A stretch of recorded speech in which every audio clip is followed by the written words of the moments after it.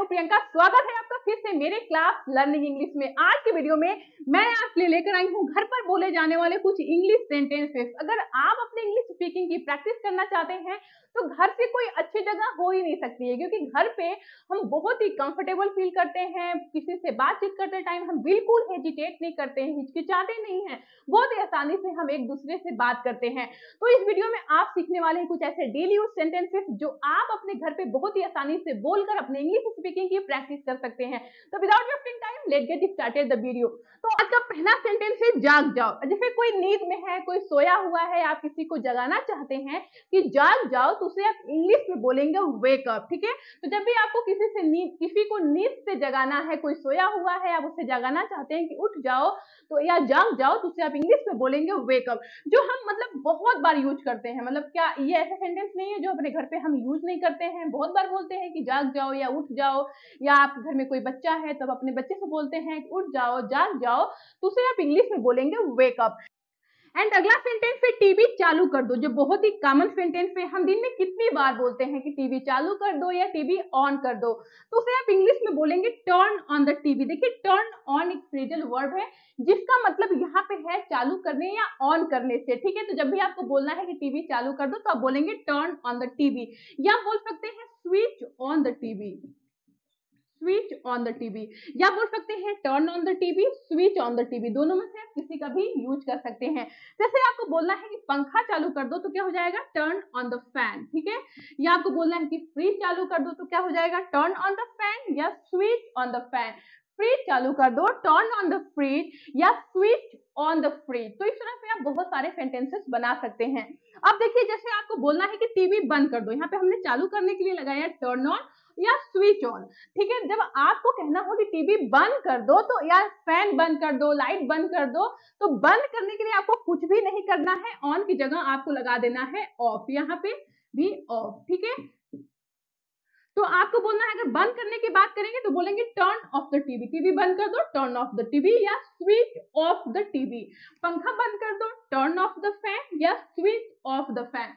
तो आपको ध्यान रखना होगा, जब आप चालू करने की बात करेंगे तो टर्न ऑन या स्विच ऑन, बंद करने की बात करेंगे तो टर्न ऑफ या स्विच ऑफ। ओके, तो इस तरह से आप बहुत सारे सेंटेंसेस बना सकते हैं। एंड अगला सेंटेंस है अपने जूते पहन लो, या आप किसी को बोलना चाहते हैं, आपके घर में कोई बच्चा है या आप किसी को बोल रहे हैं कि अपने जूते पहन लो, तो उसे आप इंग्लिश में बोलेंगे पुट ऑन योर शूज। देखिए, पुट ऑन भी एक फ्रेजल वर्ड है जहां पे इसका मतलब है कोई भी चीज पहनने के लिए। तो जब भी आप अपनी बॉडी पे कोई चीज पहन रहे हैं तो उसके लिए आप पुट ऑन वर्ड का यूज कर सकते हैं। जैसे पुट ऑन योर शूज, अपने जूते पहन लो, या किसी को बोलना है कि अपने स्लीपर्स पहन लो तो क्या हो जाएगा पुट ऑन योर स्लीपर्स। अपने शर्ट पहन लो, पुट ऑन योर शर्ट। अपनी घड़ी पहन लो, पुट ऑन योर वॉच। तो पुट ऑन का मतलब है यहाँ पे पहनने से। तो कोई भी चीज अगर पहनने की बात कर रहे हैं तो वहां पे आप पुट ऑन का यूज कर सकते हैं। जैसे अपने जूते पहन लो तो क्या बोलेंगे पुट ऑन योर शूज। अपने स्लीपर्स पहन लो, पुट ऑन योर स्लीपर्स। अपने शर्ट पहन लो, पुट ऑन योर शर्ट्स। तो पहनने के लिए आप फ्रेजल वर्ड पुट ऑन का यूज करेंगे।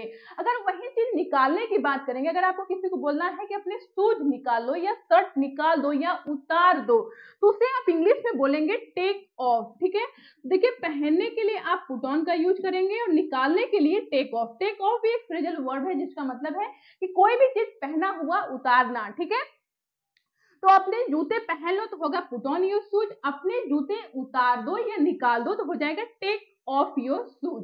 तो इस तरह से आप सेंटेंसेस बना सकते हैं और आपको मतलब समझ में आ रहा है कि आप एक सेंटेंस से कैसे बहुत सारे सेंटेंसेस बना सकते हैं, बनते हैं।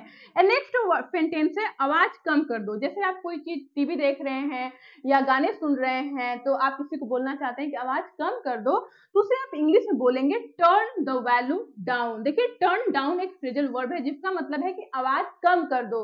तो जब भी आपको किसी चीज की आवाज कम करनी है, जैसे आप गाने सुन रहे हैं, रेडियो है, टीवी है, एफएम है, कोई भी चीज है जिसकी आवाज आपको कम करनी है, तो वहां पे आप टर्न डाउन का यूज करेंगे। आवाज कम कर दो तो क्या हो जाएगा turn the volume down. Okay, या आपको बोलना है कि आवाज बढ़ा दो, तो यहाँ पे डाउन की जगह आपको लगा देना है अप। तो आवाज कम कर दो टर्न द वॉल्यूम डाउन, आवाज बढ़ा दो टर्न द वॉल्यूम अप। तो कम करने के लिए टर्न डाउन, बढ़ाने के लिए टर्न अप का यूज करेंगे। तो जब भी आपको किसी को बोलना है भाई आवाज बढ़ा दो टर्न अप द वॉल्यूम, आवाज कम कर दो, turn down the volume. Okay, and अगला सेंटेंस है सोनी लगा दो। जैसे आप टीवी देख रहे हैं और आप कहना चाहते हैं कि भाई सोनी लगा दो, सोनी चैनल लगा दो। सकता है कि आपका फेवरेट कोई सीरियल आ रहा है या आप सोनी पे कुछ देखना चाहते हैं, तो आप किसी को बोल रहे हैं कि सोनी लगा दो। रिमोट किसी के हाथ में है और आप उनसे बोल रहे हैं कि सोनी लगा दो, किसी चैनल के बारे में बात कर रहे हैं कि सोनी लगा दो, तो उसे आप इंग्लिश में बोलेंगे ट्यून इनटू सोनी। आप इसे याद कर लीजिए। जब भी आपको किसी से कहना है कि चैनल चेंज कर दो, सोनी लगा दो, कलर्स लगा दो, जी टीवी लगा दो, न्यूज लगा दो, तो आप बोलेंगे tune into Sony, tune into Zee TV. यहाँ पे देखिए जी टीवी हो जाएगा। या आपको बोलना है कि ट्यून इनटू न्यूज, आप कोई न्यूज लगा दो तो यहाँ पे क्या हो जाएगा, न्यूज हो जाएगा। कलर्स लगा दो तो यहाँ पे हो जाएगा कलर्स। तो इस तरह से आप बहुत सारे सेंटेंसेस बना सकते हैं। जब भी आपको किसी चैनल को चेंज करने की बात करनी है तो आप बोल सकते हैं सोनी लगा दो, ट्यून इनटू सोनी, जी टीवी लगा दो, tune into Zee TV, news लगा दो, ट्यून इनटू न्यूज, कलर्स लगा दो, ट्यून इनटू कलर्स। तो जब भी आपको किसी को बोलना है कि सोनी लगा दो, कलर्स लगा दो, जी टीवी लगा दो, न्यूज लगा दो, तो आप इस तरह से इंग्लिश में बोल सकते हैं। एंड नेक्स्ट सेंटेंस है मुझे सोने दो। जैसे घर में आप किसी को बोलना चाहते हैं कि मुझे सोने दो, तो उससे आप इंग्लिश में बोलेंगे लेट मी स्लीप। आप देखिए इस पैटर्न से बहुत सारे सेंटेंसेस बना सकते हैं। जैसे आपको किसी को बोलना है कि मुझे पढ़ने दो, तो हो जाएगा लेट मी स्टडी। मुझे खाने दो, लेट मी ईट। मुझे जाने दो, लेट मी गो। मुझे आने दो, लेट मी कम। मुझे टीवी देखने दो, लेट मी वॉच टीवी। तो जब भी आपको किसी को बोलना है कि कोई काम मुझे करने दो, तो वहां पे हम लेट का यूज करते हैं। ठीक है, तो ये आप देख सकते हैं जितने भी आप सेंटेंसेस यहाँ पे देख रहे हैं, ये बहुत ही फ्रीली हम अपने घर में यूज करते हैं, बहुत बार बोलते हैं। तो आज से आप इसे इंग्लिश में बोलने की कोशिश करिए और आप अपने इंग्लिश स्पीकिंग की प्रैक्टिस इस तरह से बहुत आसानी से घर पे कर सकते हैं। एंड अगला वर्ड है मेरा घड़ी कहाँ है, जो बहुत ही कॉमन सेंटेंस है। भाई जब भी हमें घर में कोई चीज नहीं मिलती है तो हम बार बार पूछते हैं कि मेरी घड़ी कहाँ है, मेरा पर्स कहाँ है, मेरा शूज कहाँ है, या मेरा बेल्ट कहाँ है, मेरा शर्ट कहाँ है। जब भी हमें कोई चीज नहीं मिलती है तो हम मतलब घर में जैसे मम्मी है चाहे कोई भी हो, हम पूछते हैं कि घर में ये चीज मेरी कहाँ पे है। तो उसके लिए आप इंग्लिश में बोलेंगे मेरी घड़ी कहाँ है, तो उसे आप इंग्लिश में बोलेंगे वेयर इज माई वॉच। इसे आप याद कर लीजिए। अब देखिए वॉच की जगह एक कोई भी वर्ड आप लगा सकते हैं। जैसे आपको पूछना है कि मेरा पर्स कहाँ है, वेयर इज माई पर्स। मेरा पेन कहाँ है, वेयर इज माई पेन। या आपको बोलना है कि मेरा वॉलेट कहाँ है, वेयर इज माई वॉलेट। मेरा शर्ट कहाँ है, वेयर इज माई शर्ट। जब भी आपको पूछना है कि कोई चीज कहाँ पे है, तो उससे आप इंग्लिश में पूछेंगे where is my watch, where is my pen, where is my bag, where is my shirt, where is my book, where is my bag. तो इस तरह से आप बहुत सारे सेंटेंसेस बना सकते हैं। ओके, एंड नेक्स्ट सेंटेंस है संतरा छील दो। जैसे बहुत ही कॉमन सेंटेंस है, जैसे हम कुछ भी खाते हैं, किसी को बोलते हैं कि ये छील दो, संतरा छील दो, केला छील दो, आलू छील दो। तो जब भी आप कोई भी चीज छीलने की बात करेंगे तो उसके लिए आप वर्ड यूज करेंगे पिल ऑफ। ठीक है, तो जब भी आप छिलने की बात करेंगे कोई भी चीज, जैसे संतरा हो, केला हो, सेब हो, आलू हो, तो छिलने की बात करेंगे तो वहां पे आप वर्ड लगाएंगे पिल ऑफ। जैसे संतरा छील दो तो क्या हो जाएगा, पिल ऑफ द ऑरेंज। जैसे आपको बोलना है कि केला छील दो तो क्या हो जाएगा, पिल ऑफ द बनाना।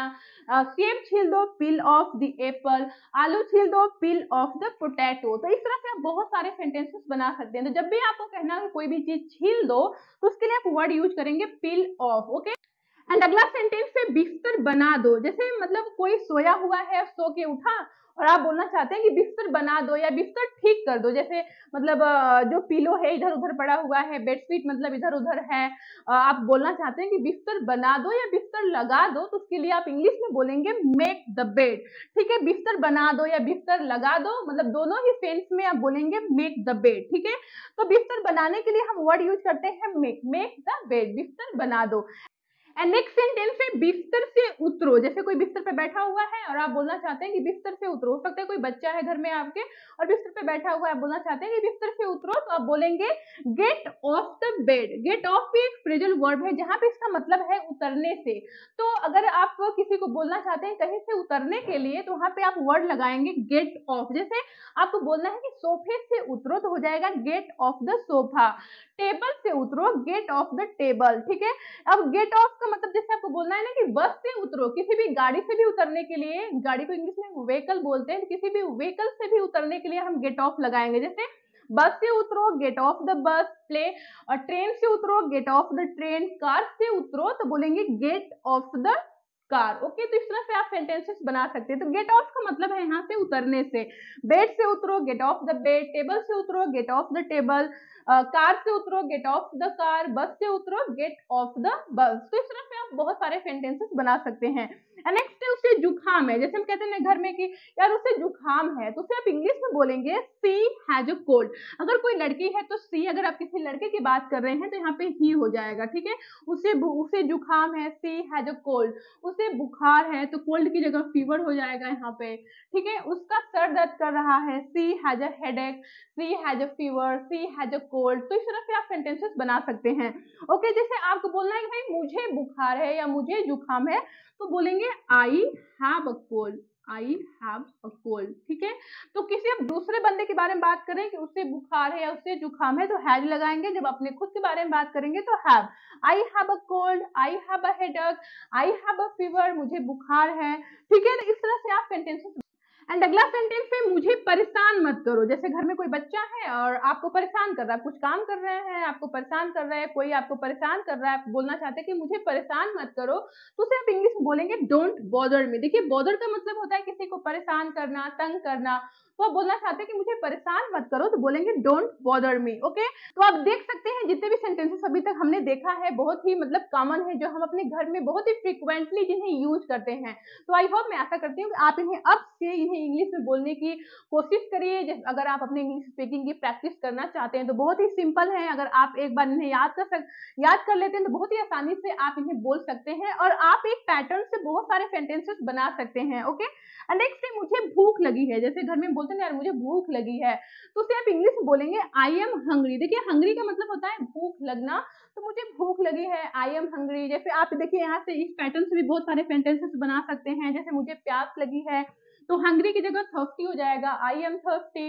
या आपको बोलना है कि मैं थका हुआ हूँ, तो क्या हो जाएगा, आई एम टायर्ड। या मैं व्यस्त हूँ, आई एम बिजी। या मैं बहुत ही खुश हूँ, तो क्या बोलेंगे, आई एम वेरी हैप्पी। मैं दुखी हूँ, आई एम सैड।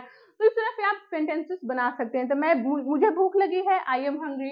मुझे प्यास लगी है, आई एम थर्स्टी। तो ये ऐसे सेंटेंसेस है जो हम मतलब बार बार अपने घर पे मतलब जिन्हें बोलते हैं, तो आप इन्हें इंग्लिश में बोलने की कोशिश करिए। ओके, नेक्स्ट है दरवाजा खोल दो। न जाने हम कितनी बार बोलते हैं दरवाजा खोल दो, दरवाजा खोलो या दरवाजा खोल दो, तो उसे आप इंग्लिश में बोलेंगे ओपन द डोर, ठीक है। अब देखिए यहाँ पे बहुत सारे सेंटेंसेस बना सकते हैं। दरवाजा खोल दो, तो आपने बोला ओपन द डोर, ओपन का मतलब खोलना, ठीक है। अगर दरवाजा बंद करने की बात करेंगे तो आप बोलेंगे क्लोज द डोर, ठीक है। क्लोज द डोर, दरवाजा बंद कर दो। और खोलने की बात करेंगे तो ओपन द डोर, डोर का मतलब दरवाजा, और बंद करने की बात करेंगे तो क्लोज द डोर। जैसे आपको बोलना है ना कि खिड़की खोल दो, तो क्या बोलेंगे ओपन द विंडो। यहाँ पे क्या हो जाएगा, विंडो। देखिए विंडो का मतलब होता है खिड़की, खिड़की खोल दो, ओपन द विंडो, खिड़की बंद कर दो, क्लोज द विंडो। तो इस तरह से आप बहुत सारे सेंटेंसेस बना सकते हैं। ओके, एंड नेक्स्ट है जल्दी करो। किसी को घर में बोलना है कि जल्दी करो, आप मार्केट जा रहे हैं और किसी को बोल रहे हैं कि जल्दी करो, तो फिर आप इंग्लिश में बोलेंगे हरी अप। इसे याद कर लीजिए। तो जब भी आपको किसी को बोलना है कि जल्दी करो, तो आप बोल सकते हैं हरी अप। एंड नेक्स्ट है तैयार हो जाओ। जैसे आप कहीं जा रहे हैं और किसी को बोलना है कि तैयार हो जाओ, तो उसे आप इंग्लिश में बोलेंगे गेट रेडी। जैसे आपके घर में आपका बच्चा है, आपसे बोलना चाहते हैं कि स्कूल जाने के लिए तैयार हो जाओ, तो बोलेंगे गेट रेडी, ठीक है। तैयार हो जाओ, गेट रेडी। नेक्स्ट है इसे साफ करो। कोई चीज गंदा है, आप किसी को घर में बोल रहे हैं कि इसे साफ करो, तो बोलेंगे क्लीन इट, या बोल सकते हैं क्लीन दिस, इसे साफ करो, ठीक है।